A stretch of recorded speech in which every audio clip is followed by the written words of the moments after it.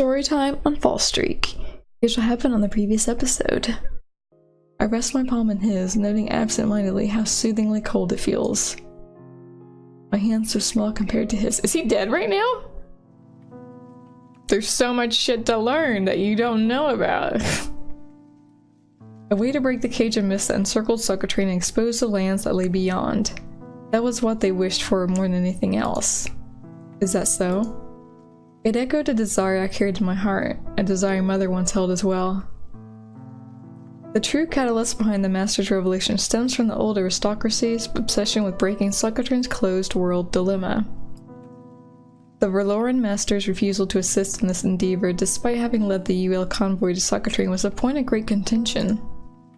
However, even after the Master's revolution, there remained influential factions in Socotrine, and even the UL convoy that wished to resolve Socotrine's closed world. Under heavy pressure, Master maintained her hardline stance, but was eventually forced to capitulate on one front. A research endeavor into the properties of the reality-distorting mist that encircled Socotrine. Its name was Project Binaire. Its primary objective, investigating the effects of Socotrine's mist on the human body through extensive testing. The ramifications of Mr. Demouleur's words strike me with almost painful clarity. So the two siblings were used as an experiment. Are you telling me Nolita and Brezel were subjects of human experimentation? Is that kind of like Cloud in Final Fantasy VII being exposed to Mako? Mako? I think it's Mako. Mako sounds better. I don't know if it's like that or not. It just seems familiar. Subject 0N, blank, and Subject 1B, Schwarz. As the original test subject of Project Binaire, Nolita and Brezel were subject to inhumane experiments from a very young age. They are the only survivors among the pool of children Project Binaire drew from. Mr. Demouleur's reveals puts me at a loss for words. Their innocence. The reason they seem to know so little about the world. It all makes sense now. I run my hand through Nolita's snow-white tresses as she lies before me in quiet repose. When the UL researchers supervising Project Binaire perished in the final collapse, an emergency containment contingency plan was enacted. Nolita and Brezel were isolated empty underground units filled with reality-distorting mist. They stayed confined there without outside contact for years before finally managing to escape. So they escaped? They weren't let out? It was fortunate they ran into the young master when they did, as he promptly placed them under his protection upon learning their plight. Nolita and Brezel only started living on our property about a year ago, meaning they'd been trapped in a nightmarish experiment for nearly a decade. I had no idea. Sensing that her lips are faintly trembling, I brush my fingers against Nolita's cheek, as if to whisk away the memories, the bad dreams. It's not completely known what triggers her episodes, but sometimes they become convinced they're still trapped in that underground space, that everything around them is just a delusion they've invented to run away from reality. Nolita. To think she's been bearing such a burden for all this time. Rain is something I've started keeping my eye out for, but be careful if anything you think might trigger a light relapse. Like fire from the stove? If one does happen, don't leave her side. Stay with her and do anything you can to reinforce that the world around her is truly reality. Understood. Leave it to me. I won't let Nolita bear everything by herself. Ah, a good answer. Nolita is blessed to have such a formidable friend. You rarely smile, Mr. Demouleure, so it's pretty refreshing when you do. Immediately frowns. I suppose. Mr. Demouleure quickly reverts back to his usual iron mask in response to my comment. It made me recall something, a dear, treasured memory of mine. Do you remember when Nolita and Brezel struggled to eat anything when they first came here? We couldn't figure out what it was that was the problem. So the four of us held a pasta party where we made everything from scratch. Do you remember? We made a big mess and called you Grandpa Pop the whole day.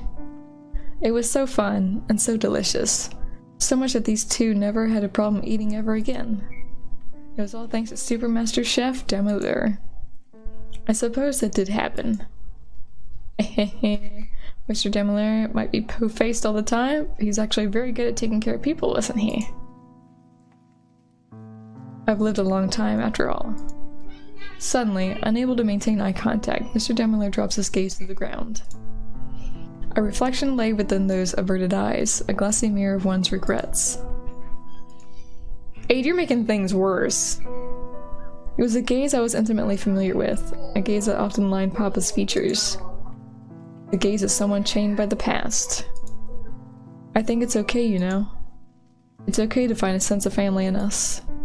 You're not turning your back on the dead by doing so. Ciao, Aid. For a moment, Mr. Demolaire's iron mask breaks. But he quickly regains his composure. Thinking of his family, isn't that going a bit too far? Isn't it fine? I think of Nolita and Brezel like family, and I've only known them for a year. But Mr. Demolaire's been there for as long as I can remember. Why does she keep saying his name like that? It's only because the Cotard household does not properly employ house servants. There's no one as trusty as Mr. Demolaire, right? No. Well, the young master has always been averse to the idea of employing house servants. But for a brief period of time, the Cotard household actually did try employing one. While they were cleaning, however, they made the grave error of tampering with the books in your mother's study. I do not know if you remember as you were quite young, but you threw a terribly fearsome tantrum. Ever since, the young master has absolutely refused to entertain the prospect of a house servant. Is that so? Well, I don't regret it, because that tantrum's one of the reasons you're always there for us, right? From my perspective, you are someone who has supported Papa and me for all my life. It's only natural for me to consider you family. Or are you going to try and say a young girl's heart is wrong? No, but... Tell you what, I'm going to go ahead and think of you as family, and you'll do the same back. You can't just tell them what to do, what to think. Because that's how these kind of things work. You don't overthink them. Okay? You can be quite unreasonable at times, shout Aid. But your words do not ring hollow. I shall take them to heart. So it's okay if we call you Grandpapa from now on, right? I'll read it. You should try smiling more. You ask too much of me. It's nothing to be embarrassed of. Nope. So show us those pearly whites, Grandpapa. Please stop. I don't know how to deal with situations like this. Please leave my house. Please just shut up and leave. In any case, I will cook up a meal for these two and keep an eye on them, so feel free to take your leave. Right now. Right now. Are you kicking me out? How mean. No, but if I'm not mistaken, you usually meet up with your peers on Saturday mornings. It'd be prudent not to keep them waiting. Shit, they've been waiting for a while. That's true. If I kept them waiting any longer, they'd probably start to worry. I'll leave these two in your capable hands, then. Leaning down, I kissed Nolita lightly on the head. Sweet dreams, Nolita. Her skin had warmed up considerably since I first found her. Look forward to a big, tasty pasta banquet when you wake up. Parting with her, I donned my rain gear and prepared to head back out into the rain. Make sure you take good care of them, Grandpapa. It's like, God, I hate that word. I'm not responding to that. You just did, though. Winking mischievously, I set off into the falling rain. When I'm a good distance away, I stop to look back at the misty cabin one last time. All of it. For the sake of breaking Socotrine's closed world. I shake my head lightly to dispel the unwelcome thoughts that filter into the back of my mind. What should I tell the others? Though I wanted us to all be there for Nolita, perhaps it'd be best to hold off for today. Nolita's resting right now. Making everyone anxious to check up on her wouldn't do. And it would also be a big help to have some time to digest everything myself. Tired. My footsteps falter to a halt almost immediately after I start walking again. The adrenaline from earlier had long worn off, leaving my body in an achy half-daze. Too much had happened. It was worrying me then. Hear me, Aid? Aid? Huh? As I trek through the rain, I belatedly realize there's someone at my side. Ah, good morning, Aid. When she finally gets my attention, she swells with such delight I can't help but imagine a wagging tail behind her. Why do you think of her as a dog? Oh, it's Lorona. The familiarity of Lorona's greeting brings me such ease my legs almost buckle beneath me. Okay. Burying my head in her chest, I wrap my arms around her. Do you want a hug? I don't want to get you all wet though. It's okay. Get me all wet! I'm already in the rain! Kind-hearted as always, Lorona lowers down and returns my embrace. What's the matter? Did something happen? Yow! When she's least expecting it, I blow a puff of air into Lorona's ear. You're so sensitive, Lorona. Anyone would react like that if you just blew into their ear all of a sudden. You're such a bully. Whew, that was a close call. Anyways, let's be off. We're already running pretty late. Wait up. Is Noletta not with you today? She's sleeping right now. Huh? I spent all morning trying to drag that sleepyhead out of bed. It's a shame. I had a great prank planned for her today, too. You shouldn't tease Nolita too much. She's so innocent she'll believe anything, you know? Though I know it's an offhand comment, I shudder at her words. The reason behind Nolita's naivete was heart-wrenching to think about. Well, if you insist. Standing on my tippy toes, I whisper into Lorona's ear. I can always reserve all my teasing just for you. Why are you being so mean to me today, Abe? You should be grateful. People are like onions. They need to be shaken up occasionally or else they go transparent. No, I think the phrase is people have layers like onions. The nice thing about onions is they become sweet when you cook them. Don't cook people! Anyways, bullying Lorona is fine because she likes it. In fact, I think I'll start charging you for my company. You're charging me a friendship tax? You know, also I'm not a masochist. Seeing Lorona's panicked face really calms me down. Our presence had a soothing aura to it that made you feel like doing your best. Thanks, Lorona. Our silly tate-tots had helped me gather the drive to brave the day. Huh? Did you say something? Mush. Mush? Mush, mush, there's no time to waste. There's a dog reference again. But why are we running? I don't understand. The revolution waits for no one, Lorona. Ugh, I'm so sore. Suddenly taking off into the rain may have been a bit ill-advised. Are you hurt, Aid? You're limping a little. Just a pebble in my boot. Don't want to take it off right now since it's raining, so I'll wait until we get to Miss Faye's house. Oh, okay. Welcome back with the tacos that aren't ribs. Upon making it to the usual place, we spot a pair of rowdy twins splashing around. I think they were putting their rain boots to good use to make most of the occasion. Noticing our approach, Kelly kicks one last geyser rainwater at Triss before turning to us. That's real sweet. You guys are late. You know how long we've been waiting here? And where's Nolita? Triss grudgingly wipes off his dripping raincoat as we're instantly barraged with a series of complaints. Nolita's not joining us today. She's glued pretty tight to her pillow at the moment. Our loss. Miss Faye said she had a special new story lined up for us today. I hope it's a nice and cheery one this time. It's probably not. I'm getting the vibe that a lot of things in this game aren't very cheery. It's all about making the most of what you have. Nope, she told us to bring a pack of tissues so you wouldn't soak her nice furniture with your bawling again. Is it too much to ask for a happy ending? Well, off to Miss Faye's place before we go then. Yeah, enough dawdling. We've already wasted enough time. Let's go, go, go. Our destination locked in, Kelly skips ahead and urges us to start moving. Gotta go fast, huh? Okay, Sonic. If one were to behold our group from a distance as we went, they'd probably see a bit of a strange sight. While Lorena and I strolled along the path like normal people, the Lyrit twins had other plans in mind.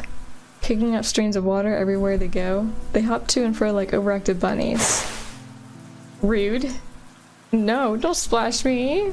Naturally, we end up getting caught in the crossfire. I wonder. If Nolita were here, she'd probably be stomping at water spouts alongside the twins, dwarfing anything they made. Always imitating people. Always so curious. That she was not here together with us, it felt surreal, and a bit hollow. Laughter, cries, shouts. I watch on from the side, a lighthouse on a far shore. Under the cold rain of a dreary overcast sky they danced, lively and carefree. They danced in opposition to stagnancy, coloring over the monochrome world with their vibrant acts of life. But I was not there with them. My heart was in a different place. Sitting in a dark room by certain someone's side. Maybe she shouldn't have freaking heard the story about them after all, because now she's all like emo about it. Watching as they slept. Wait for us, Nolita. Their channel has so many good friggin' music videos and stuff of like different games. The indie games one is really good. They sing about.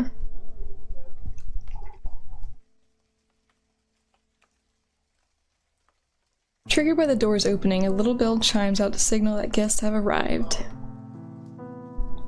Miss Faye's abode was not a normal residence by any measure, a fact any entering visitor was immediately made acutely aware of. The first thing one ever beheld upon stepping foot in her home was the breathtaking sight of towering bookshelves sprawling out before them. Yo, years ago, this would be like my dream house right here. You've been seeing signs everywhere now? Really?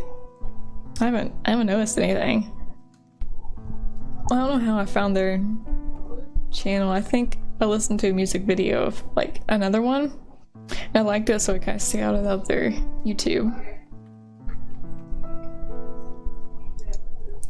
It was no overstatement to say that Pharaoh House owned and administrated Socotrine's largest library. The large central room we were in easily dominated the majority of the building, containing everything from recently bound novels to dusty tomes that spoke of ancient history. It was a place that bled an otherworldly sense of mystique. Hello? Is anyone there? Callie's announcement of our arrival reverberates throughout the massive room. Ow. A sound like something hitting wood, followed by the racket of collapsing books. Rounding the corner, we discover Alouette swaying amidst a pile of fallen books, with stars orbiting around her head. So she lives here, she works here, and the butcher shop or whatever? Not a butcher shop. There's some kind of food joint, I think. Maybe like Starbucks type of area. Oh, you surprised Alouette. Are you okay, Alouette? Didn't you hear the bell? Alouette had her head in the bookcase, so she didn't hear a wah. A wah. This sounds like a freaking monster in one of the games I play. What is that monster? Oh my goodness, it's gonna eat at me. It might be Tales of Destiny? Taking care not to step on any books, I pat Alouette on the head. Pat up yawn, pain, go away. Ooh, thank you, Aid. Aside from her job at the Marilla Bakery, okay, it's a bakery, whatever. Alouette also had a job working here under Miss Faye. Dealing with such a hefty workload day to day, she's quite the workaholic, isn't she?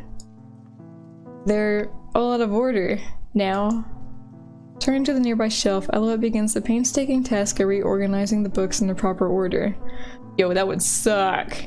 That many books to be like in order? And you keep getting new books? Do you want us to help out? It'll go faster if we chip in. But Alouette shakes her head. No, can't. Lend a hand. If not in right order, Belly will scold Alouette. Scold, scold. A voice speaks up from behind us as Alouette rather humorously impersonates an angry Miss Faye. Oh, she looks angry. She looks like the kindergarten teacher you wish you never had. I do not sound like that. Also, don't make it seem like I bully you all the time, Alouette. Miss Belisaria Farrow, influential heiress of the old aristocracy, House of Farrow. A crisply dressed woman with rosette eyes, she was childhood friends with Papa and the Lyrics' dad, Atun. She was also Mother's cousin, being one of the few that shared a close relationship with her. Well shit, ask her how she died. And we're done here. After we're done here, I'll stay behind. There were questions I wanted to ask her in light of what I had learned yesterday. Isn't it true you bully Alouette all the time, though? Bullying is such a crude way to put it. There's more than one way for someone to express their love, you know. Ellie loves Alouette, right? Yes. Yes, I do. Smiling wryly, Miss Fay ruffles Alouette's head. The books. Alouette is fixing the books. You can leave that for later. We have guests to accommodate now. They'd likely find tea and treats agreeable if they're the voyage through the rain. Uh-huh. Asking for a friend, but who made these treats that are coming? That narrowing of eyes. I did. What of it? Guess we're playing the lottery today. How rude. They're ordinary pastries, I'll have you know. You made a mess? I think Miss Fay's cooking is tasty. Sometimes. Miss Fay was an enigma when it came to the kitchen. While some of the best meals I've ever had were made by her hand, she also holds the title of serving some of the worst meals I've eaten in my life. Probably because she has a tendency of getting bored and turning the recipe into an experiment, adding insane things that make the food bubble, change colors, or even explode. I guess that's just her nature as the head of Socotrine's Chemical Research and Development Department, or Royal Alchemist as she seemed to prefer despite its dateness. Tea and treats. Alouette will bring tea and treats. After stacking the books up in neat piles, Alouette disappears deeper into the building. Shall we retreat to our usual haven then? With a wave of her hand, Miss Fay beckons us further in. A cozy alcove on the second floor, lined with cushions and dominated by a comfy carpet. It was Miss Fay's favorite spot, reserved for her personal use. Upon arriving, Miss Fay settles into her iconic reading chair at the head of the carpet before surveying over our group. I just realized, was Nolita not here? Nolita slept in, so she won't be joining us today. Is that so? Miss Fay. It's nothing. Was just thinking that you seem to be limping a bit, Ade. Nothing escapes those piercing rosy eyes of hers. It's possible she knows more about Project by Nair. I should take the opportunity to inquire later. I guess we did go pretty ham and capture the flag yesterday. So it wasn't a pebble. Are you actually hurt after all? Let me take a look. That really tickles the Rona. Parry, riposte. Wah! Don't tickle me! We tickling a Rona now? Me too. Miss Fay gives a little sigh as the scene playing out before her. Anyways, before we settle down for story time, why don't you children give me a rundown on your week? Kalia quickly takes point, chattering on about her construction project, game stay, and other hijinks as Triss acts out key events in tune to her narrative. Occasionally I interject, usually to contribute a different perspective from Kalia's mildly, heavily, biased account. But for the most part I watch on from the side as the Lyrit tag teams cover our bases. Eventually, Alouette reappears with a teapot and a tray of sweets. But while the others dig into the provided treats eagerly, I can't seem to work up much of an appetite. Curling up on the carpet, I snuggle up against Alouette's lap. She had taken a seat alongside us at Miss Fay's insistence that she take a break. For that I was grateful, as Alouette's caresses were a welcome reprieve from the day's melancholy.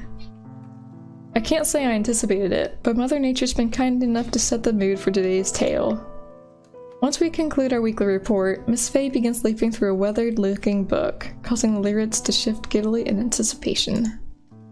Much like Alouette was unmatched in the heart of headpads, Miss Fay had no equal when it came to narration. There was something about her annotations that evoked and immersed a universe within you. Like a shepherd herding dreams, she never failed to capture and captivate our imaginations. The story I've selected is a bit darker than what you're used to. Ugh. Humor me. I have some reservations on whether or not you're ready for it. If you'd like, I can always choose a sprightlier piece. Is that supposed to be a challenge? You better not underestimate that we can handle Miss Fay. Asking if we want to bail out her dangling bait in front of our eyes is in poor taste, Miss Fay. It can't possibly be as sad as last week's story, right? The curiosity of youth is such a lovely thing. Very well. I'll be expecting a good discussion afterwards then. Our attention fully at her command, Miss Fay clears her throat before beginning. Today I'll be recounting to you a story that speaks of the origin of rain. Here we go. Time for a drink of water. This might be a long one.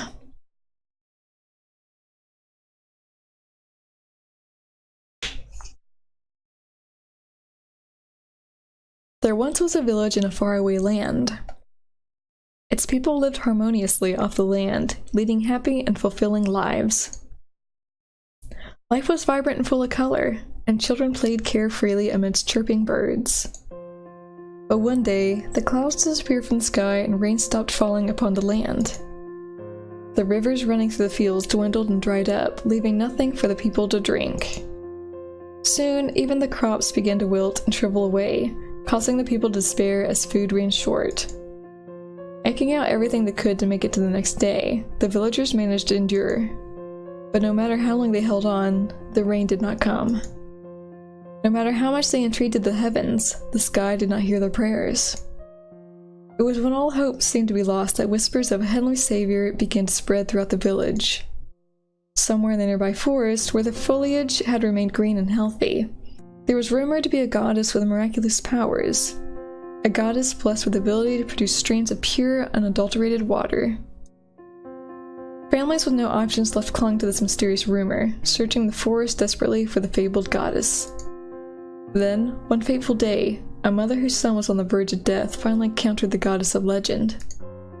However, she was no divine goddess with a heavenly aura. She was but a little chipmunk of a girl whose head barely peeked above the shrubbery. "Please, save my child," the mother begged to the girl with all her heart. "He won't respond to me. He hasn't had anything to drink for days." But no matter how much she pled, the girl could not fathom the mother's words. Having lived in the forest for all her life, she did not know of language. However, when the girl saw the boy's wasted body, she was overcome with great sorrow. He was suffering, and in great pain. And so, wishing that the boy wouldn't die, the girl leaned over him and began to cry. Big, beautiful tears began to drip from the girl's eyes in unbelievable amounts, trickling through the boy's parched lips. Letting him drink tears as clear and pure as the rain that once fell upon the land, the girl pulled the boy back from the boundary of life and death. The smile of a young girl whose face was still wet with tears. That was the sight the boy opened his eyes to upon being saved from certain death. Meanwhile, having witnessed a miracle, the mother cried out in gratitude and implored the girl to come back to the village so that she might help others in need. Unable to comprehend anything though, the girl could only let herself be taken away from a tranquil garden. Her first exposure to the outside world deeply affected her. The village she was brought to behold had become but a wasteland of death and decay. Immense sorrow filled the girl's heart at the sight of so many people suffering. Spreading word of her miraculous life-giving tears, the mother took the girl into her home as if she were one of her own. Countless came to her doorstep in search of salvation from their unending hell. The girl wept for every one of them, forsaking none in her boundless compassion. By drinking out the pristine tears she shed, the people managed to recover from the brink of collapse. For several weeks, the villagers managed to stave off their deprivation, but though the tears she wept were enough to quench their thirst, their neglected hunger continued to grow by the hour. People whose lives she had poured her heart out to began to perish from starvation before long. In their desperation to survive, the villagers were forced to break an unspeakable taboo. The taboo was cannibalism. Those that were unable to defend themselves were the first to go. The young, the elderly, the infirm. The girl watched on as a baby was ripped from its mother's arms and devoured by villagers that had lost their minds to hunger. Holy crap! What kind of game is this? Thank you for taking the time to watch this video, and if you enjoyed it, leave a like and hit the sub for more walkthroughs, playthroughs, and let's plays on the gaming experience.